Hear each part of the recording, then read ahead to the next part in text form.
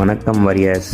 காத்தால எழுந்துச்சி சுத்தபத்தமாக குளித்து சமத்தா ரெடியாகி உணவு தயாரிக்கிற வேலைக்கு வந்தாச்சு. இதில் கடுமையான விஷயம் என்னென்னா, நம்ம டயட்டில் இருக்கும்போது கண்டதை வெளியே வாங்கி சாப்பிட முடியாது. ஸோ நம்ம உணவை நம்ம தான் ரெடி பண்ணணும். அதனால் பார்த்து பக்குவமாக எண்ணெயெல்லாம் விட்டு நம்ம அழகாக நமக்கு தேவையான பொருள் நம்ம ரெடி பண்ணிவிட்டு காலை உணவை முடிச்சுக்கிட்டு நம்ம வேலைக்கு கிளம்பியாச்சு.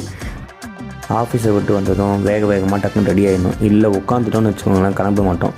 அதனால் உடற்பயிற்சிக்கு தேவையான ஊட்டச்சத்தெல்லாம் உள்ளே உழுங்கிட்டு நம்ம போகிற வழியில் இப்போ இந்த பேரிச்சம்பழம் வண்டி எப்பவுமே நிற்கும். அதனால் தலைவங்கிட்ட ஒரு பேச்சை போட்டு அப்படியே 2 பேரிச்சம்பழம் எடுத்து வாயில் போட்டு அப்படியே கொண்டு வரோம். அப்படியே ஃபோட்டோ எடுத்துருந்தேன். கட்சியில் தலைவன் வந்து என்னையே பார்த்துருந்தான். அதுக்கப்புறம் என் கூட சேர்ந்து ஃபோட்டோ எடுத்துக்கினாரு. ரொம்ப நல்ல மனுஷன். ஆனால் அவர் எடுத்தார். அதுக்கப்புறம் நிறைய இரும்பு கோயிலுக்கு வந்து இன்றைக்கான ஒர்க் அவுட்லாம் போட்டு அடிச்சு நொறுக்க ஆரம்பிச்சிட்டேன். இன்றைக்கி வந்து நிறைய நல்ல ரெப்ஸ் ஓட்டினேன். கிட்டத்தட்ட நிறைய ரெப்ஸ் சொல்லலாம். 14 கிலோ தம்பல் எடுத்து, என்னோடய வயசு 33. ஸோ 33 ரெப்பு ஓட்டி பார்த்தேன்.